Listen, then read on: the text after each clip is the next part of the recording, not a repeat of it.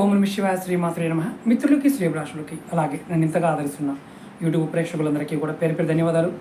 మిత్రులారా, మీ అందరికీ పరాదేవత ఎల్లవేళలా మీతో ఉండి మీ మనోవాంఛ నెరవేర్చాలని మనస్ఫూర్తిగా కోరుకుంటున్నాను. చాలామంది మిత్రులు, అక్క చెల్లెలు, గురువుగారు జాతక పరిశీలన చేయించుకున్నాము, జాతకం బాగోలేదు.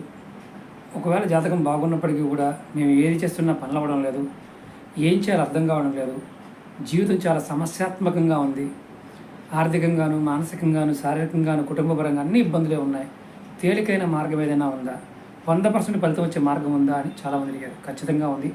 ఈ షార్ట్ వీడియోలో మీకు నేను తెలియజేస్తాను. మీరు ఎవరైనా సరే, ఆడవారు కానీ మగవారు కానీ, జాతి కులంతో సంబంధం లేదు, ఎక్కడైనా సరే ఆవులకి అంటే గోశాలల్లో నీళ్లు తాగడానికి తొట్లు పెట్టించండి. ప్లాస్టిక్ పైన, సిమెంట్ పైన పర్వాలేదు. అలాగే ఏదైనా దేవాలయంలో ఒక కొత్త చీపురు తీసుకువెళ్ళి దానికి ఎర్రటి క్లాత్ కట్టి పైన పట్టుకున్న దగ్గర దాంతో దేవాలయంలో రావి చెట్టు దగ్గర ఊడవండి.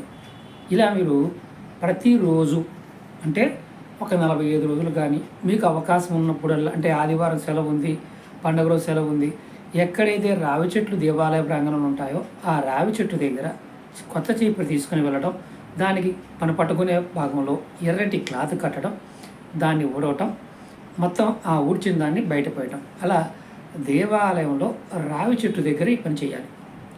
మరి ఆవులకి గోశాలలో లేదండి గురువుగారు వేరే వాళ్ళు ఎవరికైనా మనం తొట్లు లాంటివి ఇవ్వచ్చు. దాంట్లో మీరు నీళ్లు పోసి ఆవుకు పెట్టవచ్చు.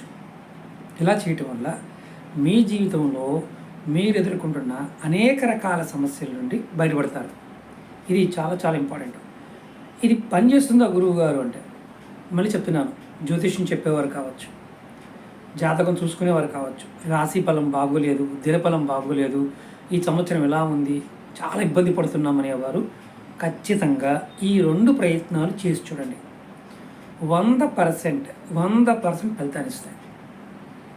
ఆవులకి గోశాలలో కానీ బయట ఎక్కడైనా సరే, మామూలుగా తెలంగాణ కొన్ని ప్రాంతాల్లో మామూలుగా ఆవులు తిరుగుతూ ఉంటాయి, అంటే వదిలేస్తుంటారు.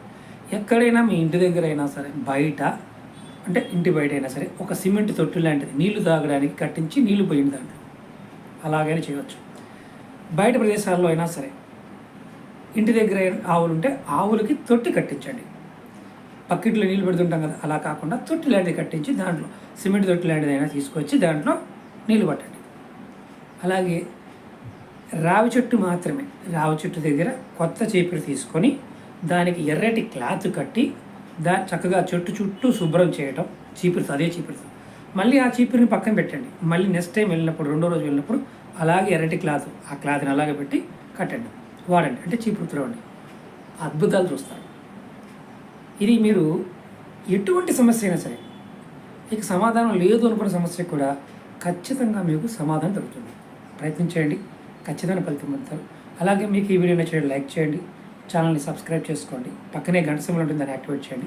అలాగే మీ స్నేహితులు కానీ, మీ కుటుంబ సభ్యులు కానీ ఎవరైనా ఇబ్బంది పడుతుండో వాళ్ళకి ఈ వీడియోని షేర్ చేయండి. ఫేస్బుక్లో కానీ, ట్విట్టర్లో కానీ, అలాగే వాట్సాప్లో కానీ, మీ గ్రూప్స్లో ఫ్రెండ్స్కి షేర్ చేయండి.